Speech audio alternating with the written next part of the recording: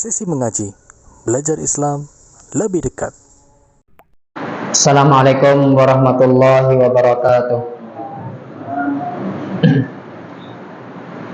Alhamdulillahirabbil alamin. Hamdan katsiran thayyiban mubarakan fih. Asyhadu an la ilaha illallah wahdahu la syarikalah wa asyhadu anna Muhammadan abduhu wa rasuluh. Allahumma shalli wa sallim ala nabiyyina Muhammad wa ala alihi wa ashabihi wa man tabi'ahum bisanin ila yaumiddin wa salama tasliman katsira, amma ba'd. Jamaah kaum muslimin wal muslimat rahimani wa rahimakumullah. Alhamdulillah, pada kesempatan yang sangat mulia ini kita kembali bersyukur kepada Allah Subhanahu wa taala karena kita masih dipertemukan kembali di tempat yang kita cintai ini. Salam dan salam semoga terlimpahkan kepada Nabi kita Muhammad Rasulullah sallallahu alaihi wasallam. Semoga terlimpahkan kepada keluarga-keluarga beliau, kepada sahabatnya, dan juga kepada umatnya. Alhamdulillah, atas perjuangan Nabi sallallahu alaihi wasallam dan juga perjuangan para sahabat, Islam telah menyebar ke seluruh dunia. Ada yang mengenal Islam, ada yang belum mengenal Islam. Mungkin daerah-daerah pelosok mereka belum mendengar tentang Islam, atau mendengar tentang Islam tapi tidak mengetahui bagaimana ajaran Islam.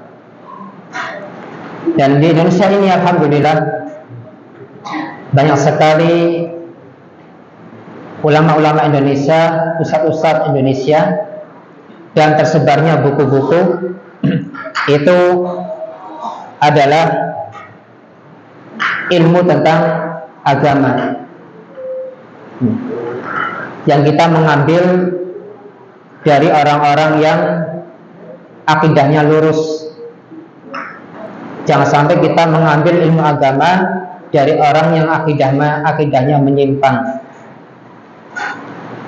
Karena kalau akidahnya menyimpang, otomatis perbuatan kita pun akan menyimpang. Karena perbuatan itu sesuai dengan keyakinan. Ya, kalau keyakinan kita benar, maka perbuatan kita akan benar. Tapi kalau keyakinan kita salah, maka perbuatan amal kita pun akan salah. Dan Nabi Shallallahu Alaihi Wasallam dan para sahabatnya, mereka masya Allah ya, memperjuangkan Islam dengan rela menumpahkan darah. Di antara mereka ada yang gugur di medan perang. Di awal-awal Islam ada yang terbunuh mati syahid, ya, sebagaimana keluarganya Ammar bin Yasir, ya, kedua orang tuanya terbunuh, ya, mati syahid di dalam Islam. Dan Nabi SAW memberikan kabar gembira kepada Ammar akan janji surga Allah Subhanahu wa taala untuk mereka berdua. Ya. Jadi mempertahankan keimanan. Nah, kita tujuan dari dakwah itu adalah memberitahu kepada orang tentang kebenaran dan memberitahu kepada orang tentang kesalahan. Ya. Dan dakwah itu adalah iqamatul hujjah, menegakkan hujjah. Ya. Jadi yang namanya dakwah itu menyampaikan kebenaran dan memberitahu kesalahan. Diberitahu kebenaran supaya diikuti. Diberitahu tentang kesalahan, tentang kekeliruan, sehingga untuk dijauhi. Sehingga tidak semua orang itu bisa menerima ajakan orang lain. Ya. Ada seorang suami yang mengajak istrinya Ya, bagaimana cara beragama yang benar, enggak mau. Dari tidak mau itu menjadi ribut. Ada juga sebaliknya, seorang istri yang Allah berikan hidayah tentang kebenaran Islam mengajak suaminya untuk memahami ajaran Islam yang benar, tidak mau, terus ribut. Ya, ini sudah terjadi pada zaman-zaman dahulu. Ya, sekelas para nabi pun mengalami seperti itu. Nabi Lut, ya kan? Kemudian Nabi Nuh, Nabi Ibrahim. Ya. Nabi Ibrahim bagaimana mengajak bapaknya, tidak mau. Bapaknya tidak mau untuk beriman. Nabi Nuh mengajak anaknya, mengajak istrinya, ternyata mereka nggak mau. Ya. Nabi Lut juga demikian, dan juga nabi-nabi yang lain, rasul-rasul yang lain. Sehingga kebenaran itu wajib disampaikan kepada keluarga kita terlebih dahulu. Setelah keluarga kita, istri atau suami, anak, ya, kakak, adik, orang tua, paman, bibi, ya, kita ajak mereka kepada kebenaran. Baru setelah itu yang lainnya, tetangga-tetangga. Kalau menerima, alhamdulillah. Kalau tidak menerima, kita doakan, kan gitu. Ya. Maka orang-orang yang berada pada kebenaran dan mengajak kebenaran itu pasti ada ujiannya, ya. Dan kita harus bersabar. Kadang suami istri sampai rela bercerai gara-gara istrinya mengajak suaminya atau suami mengajak istrinya. Ada juga seorang bapak mengajak anaknya, anaknya tidak mau sehingga benci kepada bapaknya. Ada anak yang mengajak orang tuanya nggak mau sehingga membenci, ya. Alhamdulillah, semoga Allah Subhanahu wa taala senantiasa memberikan kita pemahaman agama yang benar, dan semoga Allah memberikan kepada kita keistiqomahan di dalam kebenaran sampai akhir hayat kita.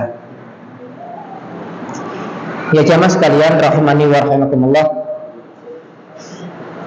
kita akan lanjutkan pembahasan kita di dalam kitab Minhajul Muslim. Kita akan bahas pada malam ini tentang sholat jamak. Ya.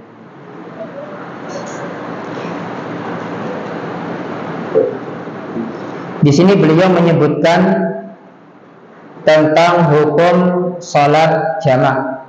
Yang ini sebenarnya sudah kita sering sampaikan, ya, yang sudah sering antum dengar, ya. Maka di sini kan kita bahas lagi, karena di sini ada pembahasan tersendiri. Salat jamak, ya, jamak itu artinya mengumpulkan, ya. Jamak itu artinya mengumpulkan. Dalam bahasa Arab, ilmu nahwu ada mufrad, ada musanna, ada jamak. Ya. Yang pernah saya sampaikan, mufrad itu jumlahnya 1, musanna jumlahnya 2, jamak itu jumlahnya minimal 3. Adapun lebih dari 3 sampai berapa itu dinamakan jamak. Dan jamak itu bisa kumpulan laki-laki keseluruhan, bisa perempuan keseluruhan, atau campur laki-laki perempuan, itu dinamakan dengan jamak. Nah, kita sholat namanya berjamaah karena kita bersama-sama, ya. Ini jam dari kata jamaah yajma'u, ya, yang artinya berkumpul. Ketika dinamakan salat jamak, berarti dia sedang mengumpulkan dari 2 waktu menjadi 1 waktu, ya. Seperti zuhur dan asar kita jadikan 1, itu namanya jamak, ya. Salat jamak ini merupakan sebuah rukhsah. Ya, rukhsah itu ingat-ingat artinya keringanan. Ya, rukhsah, keringanan bagi orang yang merasa berat untuk menyempurnakan sholat. Kalau dia harus mengerjakan sholat pada waktu-waktunya, ya. Seperti orang sakit, boleh dia menjamak. Misalkan dia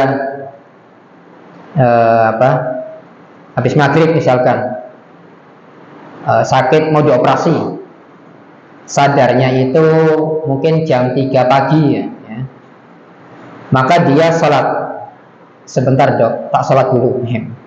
Sholat maghrib 3 rakaat, sholat isya 4 rakaat dijamak. Dan bagi orang yang sakitnya parah, boleh dia untuk menjamak sholatnya dengan menyempurnakan rakaat, ya, karena terasa berat. Ya. Tapi kalau sakit gigi, sakit panu, jangan dijamak, ya.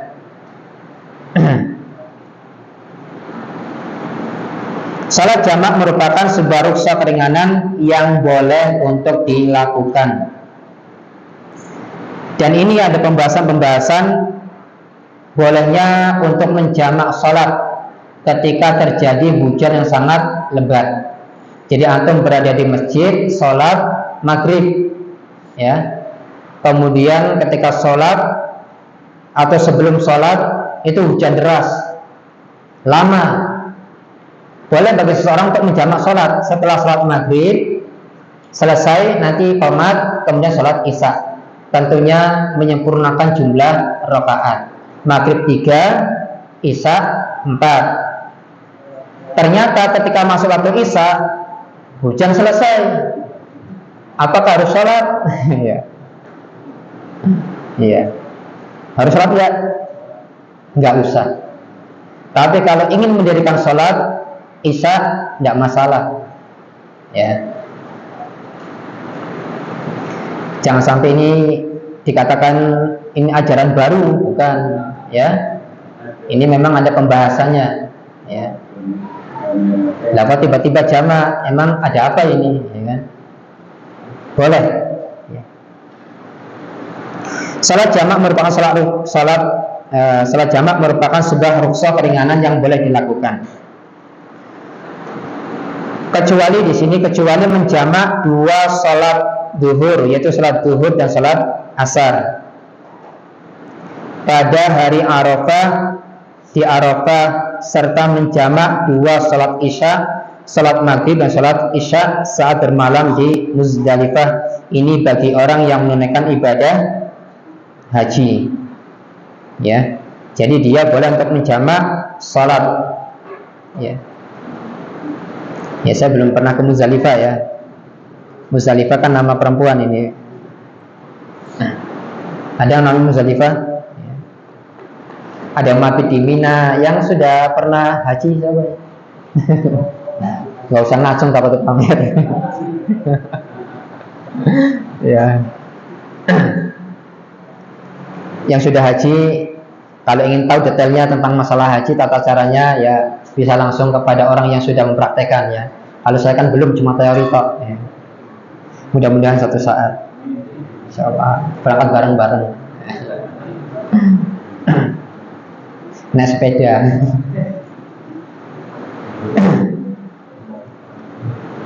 Maka hal itu merupakan ketentuan yang tidak ada pilihan, ya, selain melakukan sholat jamak.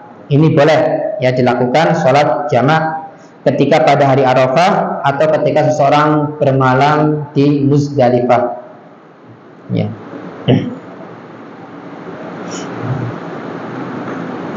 Ini berdasarkan keterangan dalam sebuah hadis sahih bahwa Rasulullah SAW itu menjamak sholat zuhur dan sholat asar ketika di Arafah dengan 1 adzan dan 2 iqamah.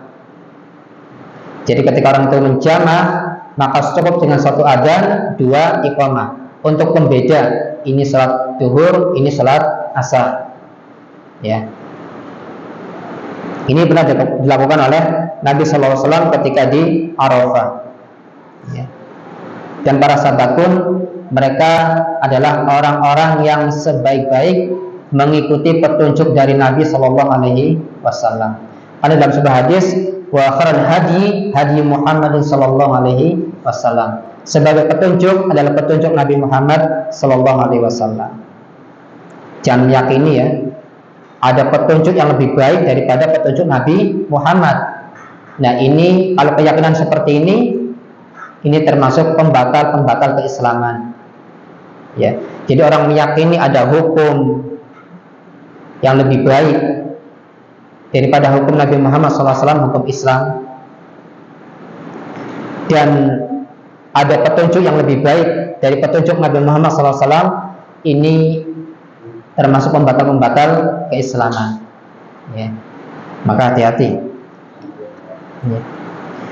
Kemudian dan ketika di Muzdalifah, Nabi SAW menjamak salat maghrib dan salat isya dengan satu adzan dan dua iqamah. Ya.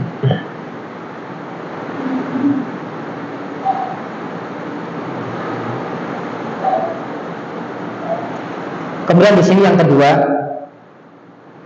dijelaskan tentang tata cara sholat jamak. Ya.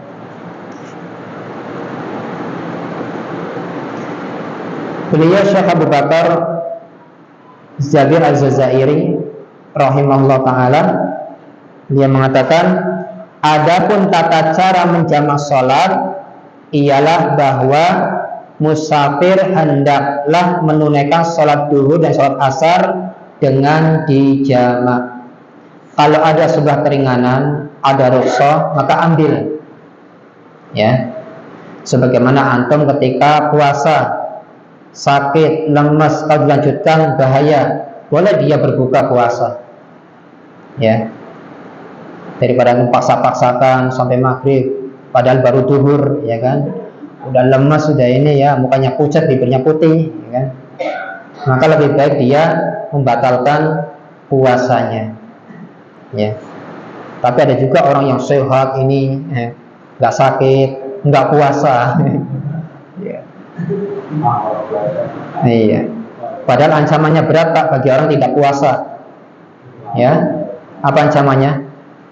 Ketika itu Nabi SAW bermimpi.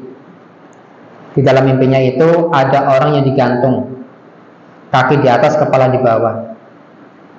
Kemudian malaikat menyobek dari mulutnya, ya, sebelah kanan, sebelah kiri, sampai ke tengkuk sini. Kemudian darahnya bercucuran. Ini bagi orang yang tidak puasa. Ya. Banyak yang tidak puasa, tukang bangunan, ya kan? Terutama mikul semen, ya kan? Adukan, ya, butuh tenaga. Ya, semoga nanti di bulan puasa berikutnya Allah berikan mereka kekuatan dan kemudahan. Ya. Kemudian di sini jamak itu ada dua, ada jamak takdim, ada jamak takhir. Ada jamak takdim, ada jamak takhir atau takhir. Ya, jamak takhir. Akhir kan diakhirkan. Kalau takdim diawalkan. Jamak takdim itu mengerjakan sholat asar di waktu sholat duhur, mengerjakan sholat isya di waktu sholat maghrib. Itu jamak takdim.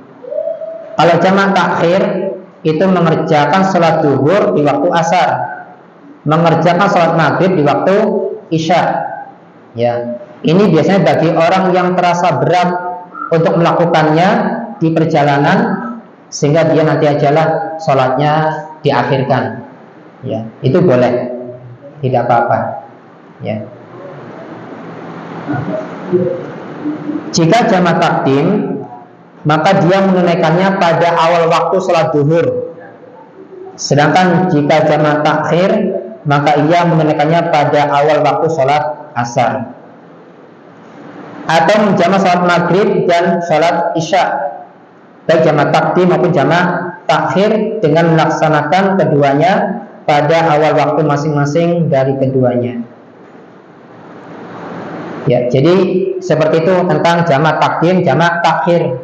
Ya, ini bagi musafir, masya Allah ya, Allah berikan ringanan pokoknya. Yang penting jangan ninggalin sholat. Ya, seberat apapun, bahkan sesakit apapun, tetap kita melaksanakan sholat. Ada orang yang kakinya pincang, dia merangkak untuk datang ke masjid.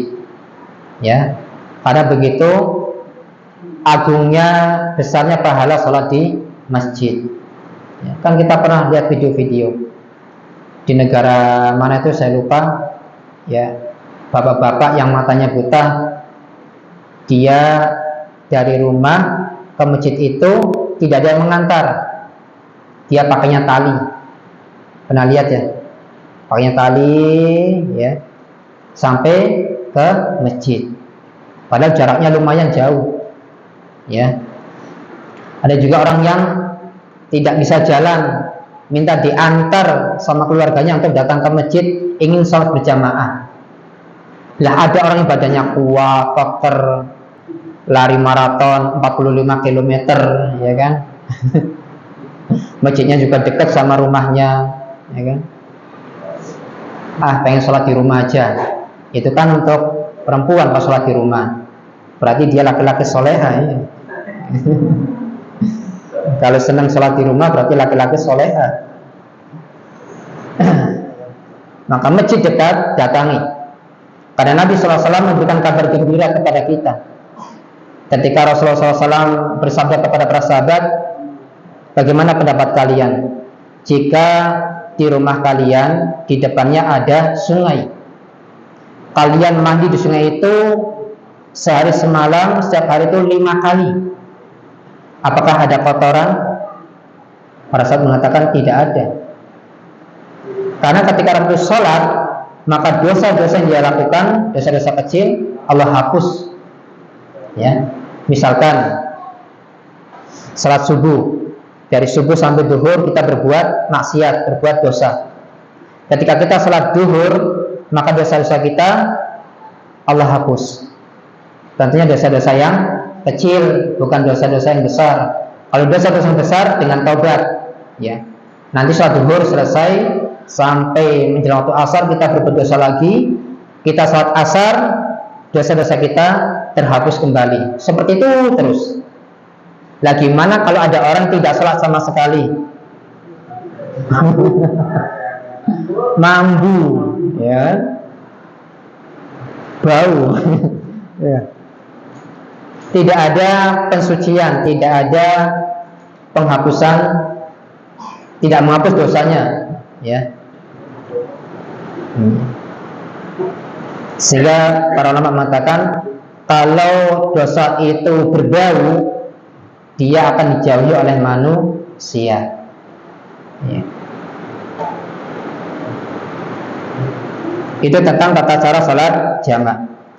Itu berdasarkan keterangan dalam sebuah hadis bahwa suatu hari saat berada di daerah Tabuk, Rasulullah SAW mengakhirkan sholatnya. Lalu beliau pergi menunaikan sholat zuhur dan sholat asar dengan dijamaah. Pernah jika suatu ketika Rasulullah SAW kalau tidak salah menjamak sholat zuhur, asar, maghrib, isya. Pernah. Karena ketika itu terjadi peperangan yang tidak bisa menunaikan sholat di situ, ya, tidak sampai, ya, tidak sempat untuk melaksanakan sholat. Pernah suatu ketika, kalau nggak salah cuma sekali, ya. Karena perang yang begitu berkecamuk, duhur, ya, habis duhur masih perang, sampai asar masih perang juga, asar selesai masih perang juga, maghrib masih perang juga, habis maghrib masih perang juga. Dan longgarnya itu di waktu malam. Kemudian Rasulullah SAW sholat bersama para sahabat, sholat zuhur, sholat asar, sholat maghrib, sholat isya. Padahal aslinya bisa sholat sambil perang, ya kan? Nanti ada pembahasannya, ya. Namanya sholat khauf, ya. Khauf itu artinya takut, ya. Jadi sholat dalam peperangan. Jadi dibolehkan bagi seorang untuk sholat sambil perang. Dia takbir Allahu Akbar sambil perang, ya. Kemudian baca bacaan sholat. Nah kalau antum lagi perang, sholat Allahu Akbar, udah habis, ya. Dan kalau dalam kondisi-kondisi tertentu yang agak aman, boleh dia membagi suatu kelompok lain melindungi orang yang sholat sampai selesai, ya. Setelah selesai sholat, baru orang ini gantian jaga yang tadi jaga sholat. Ada juga tata cara sholat khauf yang lain. Jadi dibagi menjadi dua barisan. Yang satu nanti dia ruku, sujud, kemudian ngikutin imam ya tentunya ya. Kemudian dia berdiri.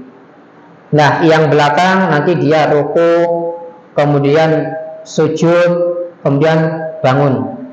Ya, pokoknya tata cara sholat khauf banyak. Ya, ada 3 atau 4 tata cara.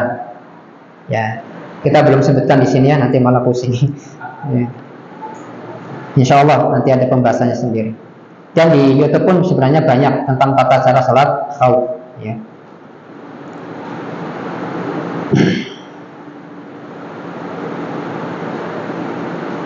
Nah, ini Rasulullah SAW pergi menunaikan sholat zuhur dan sholat asar dengan dijamak.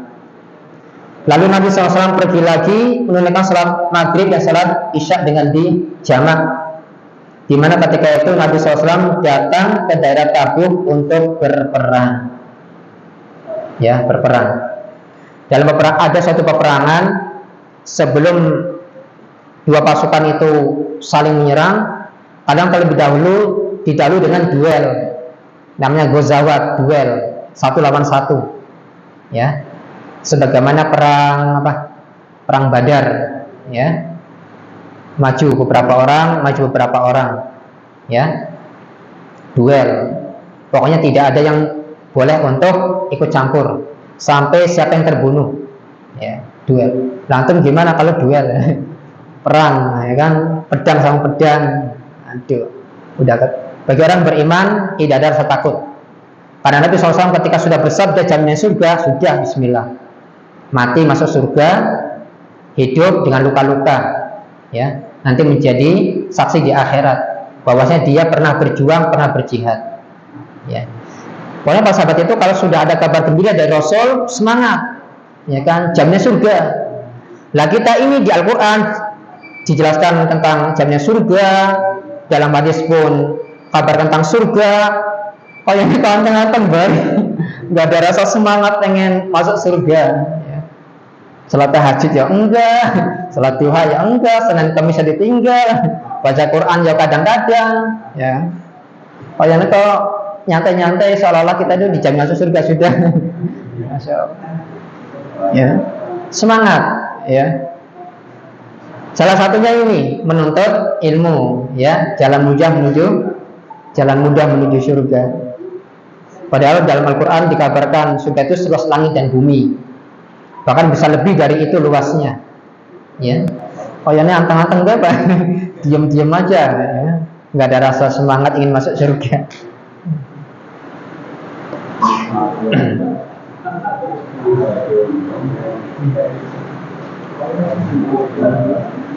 Ya, sampai di sini insya Allah akan kita lanjutkan setelah salat isya. Subhanakallahumma bihamdika asyhadu an la ilaha illa anta astaghfiruka wa atubu ilaik. Wassalamualaikum warahmatullahi wabarakatuh.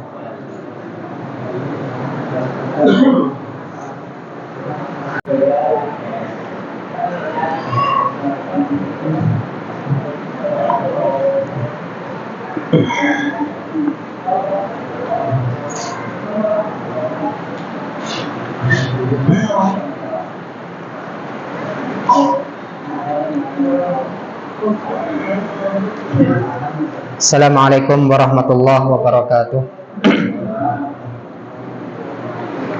Alhamdulillahirabbil alamin, hamdan katsiran thayyiban mubarakan fih. Asyhadu an la ilaha illallah wahdahu la syarikalah wa asyhadu anna Muhammadan abduhu wa rasuluh. Amma ba'd. Kita lanjutkan mungkin sampai 7:30 ya. Insyaallah selesai. Di sini ada satu pembahasannya dari Syekh Abu Bakar Jabir Al-Jazairi.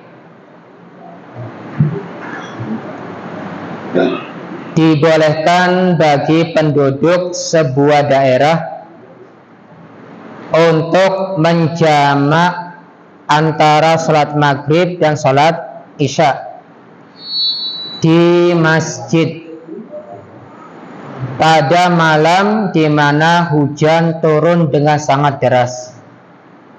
Ini seperti yang tadi saya sampaikan ya. Jadi dibolehkan ketika terjadi hujan deras di waktu malam, seseorang boleh menjamak antara sholat maghrib dan sholat isya di masjid. Ya, bukan di rumah, di masjid. Ya.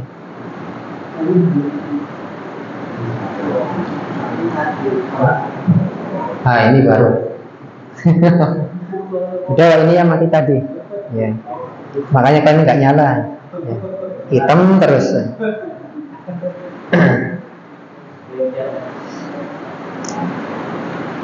Ya, kita ulangi lagi. Dibolehkan bagi penduduk sebuah daerah untuk menjamak antara sholat maghrib dan sholat isya di masjid pada malam di mana hujan turun dengan sangat deras. Kalau antara zuhur dengan asar kan waktunya panjang ya. Kalau maghrib sama isya kan pendek ya. Ini di waktu malam. Atau boleh juga menjamak sholat ketika udara terasa sangat dingin sekali. Sholat di masjid memang menggigil ya, pokoknya dingin.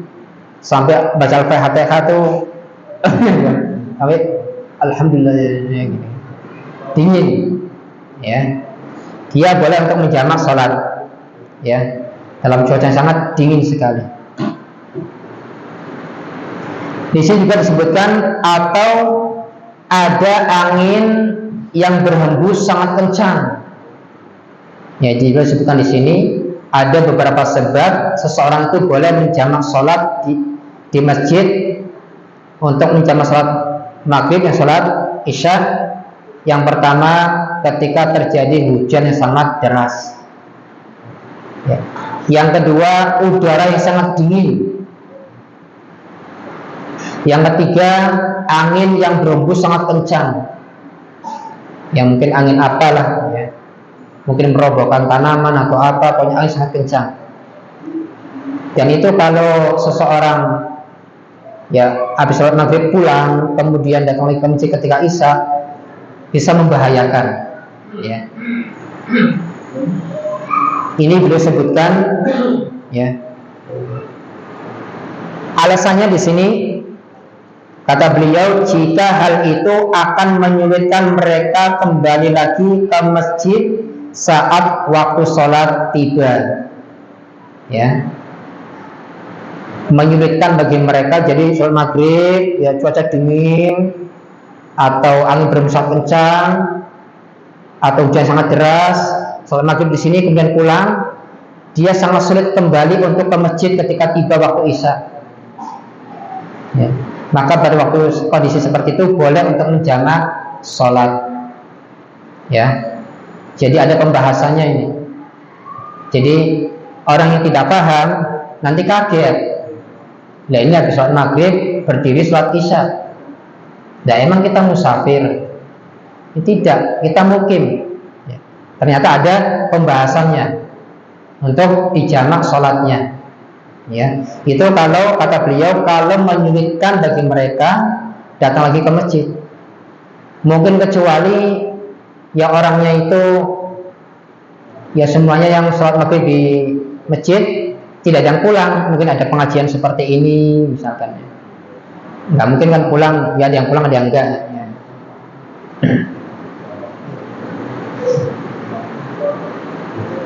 Karena Rasulullah SAW pernah menjamak antara sholat maghrib dan isya pada malam, di mana ketika itu terjadi hujan turun yang sangat deras, ya, hujan. Ini alasannya kalau menyulitkan mereka, ya, ketika pulang kembali ke masjid. Tapi kalau hujannya kerintik-kerintik, ya tetap sholat seperti biasanya. Karena pada dasarnya pengertian hujan itu kan air yang turun dari langit, baik jumlahnya sedikit maupun banyak. Nah, ini kalau kondisi menyulitkan mereka kembali ke masjid setelah pulang. Nah, kalau seperti ya, rintik-rintik ya, itu masih bisa datang ke masjid, tidak menyulitkan, maka sholat seperti biasa. Pakai payung juga bisa. Ya. Kemudian kata beliau di sini menyebutkan juga dibolehkan bagi orang yang sakit menjamak antara dua sholat duhur, sholat duhur dan sholat asar bagi orang yang sakit. Karena orang yang sakit itu butuh banyak istirahat, ya. Dan juga dua sholat isya, sholat maghrib dan sholat isya. Ini bagi orang sakit yang benar-benar sakit, kalau dia harus mengerjakan pada waktu-waktunya ketika sholat, itu akan menyulitkan dia, ya. Jadi dia boleh untuk menjamak sholatnya. Tapi sayangnya orang yang sakit masuk rumah sakit, mereka meninggalkan sholat, ya. Banyak orang yang sakit masuk rumah sakit ninggalin sholat, seolah-olah sholat itu libur kalau dia sakit. Nah, gitu. Sholat itu boleh libur kalau dalam kondisi-kondisi tertentu. Pertama, gila, libur dia sholatnya. Ya. Kedua, wanita haid atau nifas. Yang ketiga, sholat itu bisa berhenti kalau dia sudah meninggal dunia. Nah, kalau ada orang yang nggak sholat, pilih, ya. Nah. Ya. Jangan bermudah-mudahan meninggalkan sholat, ya. Karena kita sering ya sampaikan kata Nabi SAW, awalu ma yuhasibuni bihil abdu as-sholat. Amalan yang pertama kali ditanya di hari kiamat tentang sholat. Kadang-kadang orang yang ngomong menggampangkan itu ya orang yang meninggalkan sholat itu, ya, gampang. Kalau gampang kenapa nggak dikerjakan? Maksudnya gampang meninggalkan, ya. gampang meninggalkan. Ya. Naudzubillah, ya. Nah, ini bagi orang sakit. Kata beliau, jika merasa kesulitan untuk menunaikan tiap-tiap sholat pada waktunya. Kalau tidak menyulitkan, ya boleh dia sholat pada waktu-waktunya. Karena Allah Subhanahu wa taala mengatakan, inna sholata kanat 'alal mu'minina kitaban mawquta. Sesungguhnya sholat itu telah ditentukan waktu-waktunya. Kalau orang sakit ini bisa dia mengerjakan sholat pada waktu-waktunya, ya monggo silakan. Kalau tidak, menyulitkan. Tapi kalau menyulitkan, memberatkan, dia harus mengerjakan sholat pada waktu-waktunya, maka keringanan diambil, yaitu menjamak sholat, ya. Karena alasan disyariatkannya sholat jamaah itu adalah dikarenakan adanya kesulitan. Jadi disyariatkan jamaah karena ada kesulitan atau kesusahan atau ada masyakoh. Masyakoh itu sesuatu yang memberatkan, ya. Masyakoh, bukan masako, ya. Masyakoh, ya. Pakainya kof, masyakoh, sesuatu yang memberatkan. Kalau masako yaitu buat sayur, ya. Sayur masako, ya. Jadi kapan saja kesulitan itu ada, maka pada saat itu sholat di jamaah itu dibolehkan. Kemudian kata beliau di sini, terkadang seorang menghadapi kesulitan yang luar biasa di saat dia berada di suatu tempat. Di sini beliau mencontohkan, misalnya mengkhawatirkan akan keselamatan dirinya, mengkhawatirkan tentang kehormatannya atau hartanya. Pada saat itu dibolehkan baginya menjamak sholatnya, ya. Misalkan dia mungkin pergi ke masjid, ya. Di sering tengah perjalanan ada begal misalkan, ya, ada perampok, ya, seperti itu, sehingga mengkhawatirkan keselamatan dirinya, kehormatannya atau hartanya, maka dibolehkan. Tapi kalau orang itu yakin tawakal kepada Allah, Allah yang melindungi, Allah yang menjaga, ya silakan, boleh untuk tidak menjamak sholat. Ini berdasarkan keterangan di dalam sebuah hadis sahih bahwa Rasulullah SAW pernah satu kali menjamak sholat saat berada di suatu tempat, bukan karena alasan hujan ataupun alasan yang lainnya. Ini dituturkan oleh Ibnu Abbas radhiyallahu anhuma, anna Nabiyya sallallahu alaihi wasallam shalla bil Madinati sab'an wa thamaniyan ad-dhuhra wal asra wal maghriba wal isya'a. Ya, di sini diriwayatkan oleh Imam Bukhari dan Imam Muslim, ya, bahwa saat berada di Madinah, bahwasanya Nabi SAW saat berada di Madinah, Nabi SAW mengerjakan sholat sebanyak 7 dan 8 rakaat, yaitu menjamak sholat duhur dengan sholat asar, serta menjamak sholat maghrib dengan sholat isya. Kalau 8 rakaat berarti duhur sama asar. Kalau 7 rakaat maghrib sama isya. Ya, ini karena ada kekhawatiran, bukan karena ada alasan hujan, bukan. Ini Nabi SAW pernah. Jadi semua perbuatan-perbuatan Nabi itu menjadi petunjuk bagi kita, ya, menjadi petunjuk. Cerita-cerita tentang Nabi yang diceritakan oleh sahabat itu juga menjadi petunjuk bagi kita, solusi, ya. Apalagi ketika adanya sujud sahwi, ya kan, itu menjadi solusi. Karena Nabi SAW juga pernah sujud sahwi. Kemudian di sini di mana prakteknya bahwa Rasulullah SAW menangguhkan sholat duhur dan menyegerakan sholat asar di awal waktunya, dan menangguhkan sholat maghrib dan menyegerakan sholat isya di awal waktunya. Mungkin ini jamak takhir, ya. Dia menangguhkan sholat duhur, dia ketika asar mengerjakan pada waktunya, tentunya dengan urutan, ya, duhur dulu baru asar, maghrib dulu baru isya. Ya, hal itu dikarenakan melaksanakan 2 sholat secara berurutan pada satu waktu. Cukup, udah 7:30. Ini juga sudah selesai pembahasan masalah sholat jamak. Antum sudah muak-muak.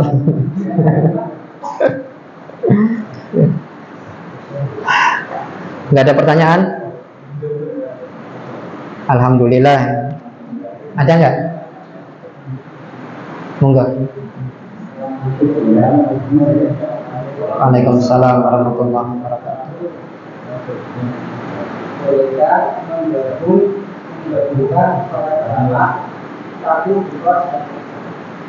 Menggabungkan sholat jamak tapi dikosor, ya.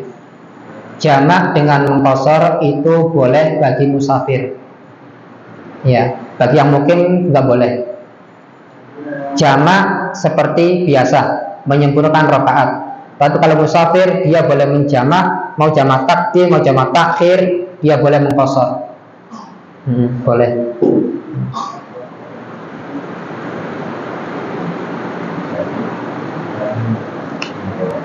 Nah, untuk masalah musafir, ya, ini musafir nih. Misalkan antum orang Pekalongan dari Jakarta pulang ke Pekalongan, ya. Sholatnya nanti kalau sudah pas di rumah di kampung. Nah, kalau sudah di kampung tidak boleh menjamak dengan kosor, nggak boleh. Dia jamak dengan menyempurnakan rakaat, maghrib 3, isya yang 4, karena sudah berada di kampung, ya. Ini bagi orang yang musafir, sudah sampai di kampung, dia belum sholat maghrib, sholat isya, maka dia tidak boleh mengkosor, tapi sholat jamak seperti biasa, ya. Maghrib 3, isya 3, ayat 4, ya. Atau ya, atau duhur, ya, dikerjakan di waktu asar udah nyampe, ya. Duhur 4, asar 4. Nanti. Ada yang lain? Cukup? Ya, cukuplah. Ya. Kita tutup dengan doa kafaratul majelis. Subhanakallahumma wa bihamdika asyhadu an la ilaha illa anta astaghfiruka wa atubu ilaik. Allahumma inna nas'alukal huda wat tuqa wal afaf wal ghina wa akhiru da'wana alhamdulillahirabbil alamin. Wassalamualaikum warahmatullahi wabarakatuh.